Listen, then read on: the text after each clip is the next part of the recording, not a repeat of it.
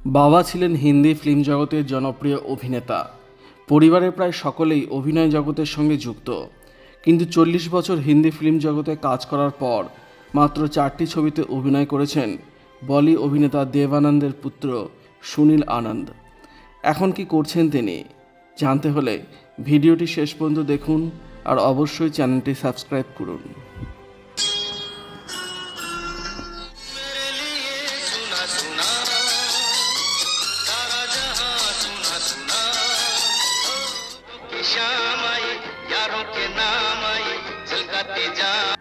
উনিশশো সালে 30 জুন সুইজারল্যান্ডের জুরিখে জন্ম হয় সুনীলের।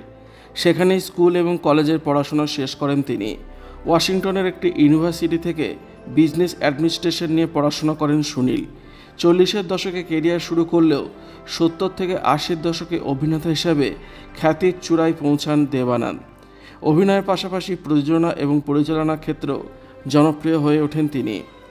বলিপাড়া সূত্রে খবর, সুনীলও যেন তার বাবার পদাঙ্ক অনুসরণ করে হিন্দি ফিল্ম জগতে আত্মপ্রকাশ করেন, তাই চাইতেন দেব আনন্দ। বাবার ইচ্ছাকে সম্মান জানান সুনীল। অভিনয়ে নামার সিদ্ধান্ত নেন তিনি। 1984 সালে প্রেক্ষাগৃহে মুক্তি পায় আনন্দ और আনন্দ, সুনীলের কেরিয়ারের প্রথম ছবি। এই ছবি পরিচালনা এবং প্রযোজনার দায়িত্বে ছিলেন দেব আনন্দ। আনন্দ और আনন্দ ছবিতে সুনীলের সঙ্গে অভিনয় করেন দেব আনন্দ। কানাঘুষো শোনা যায়, পুত্রের কেরিয়ারের প্রথম ছবি ফ্লপ হওয়ার সম্ভাবনা থাকতে পারে ভেবেই তিনি এই ছবিতে অভিনয় করেন। দেব আনন্দ ছাড়াও সুনীলের কেরিয়ারের এই ছবিতে অভিনয় করেন রাখি গুলজার, স্মিতা পাটিল এবং রাজ বব্বরের মতো বলি তারকারা। কিন্তু ছবিটি বক্স অফিসে মুখ থুবড়ে পড়ে।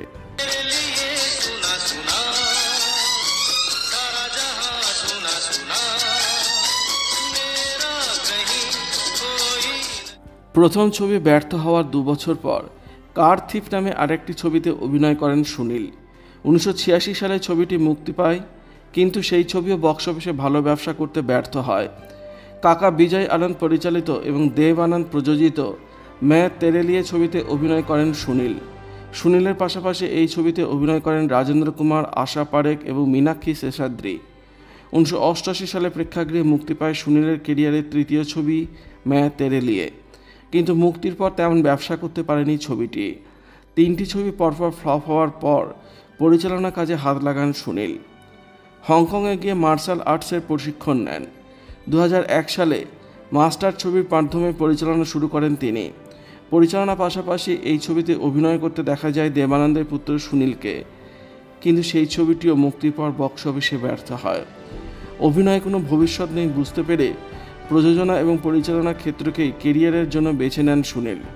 2014 সালে ভাগাটার মিক্সার নামে একটি হলিউড ছবি পরিচালনার সিদ্ধান্ত নেন সুনীল। সেই ছবিতে অভিনয় করেন তিনি। নিজস্ব একটি প্রযোজনা সংস্থাও খোলেন। বর্তমানে সেই সংস্থার কাজের সঙ্গে নিজেকে যুক্ত রেখেছেন। আলোর রোশনাই থেকে এখন অনেক দূরে দেব আনন্দের পুত্র সুনীল আনন্দ।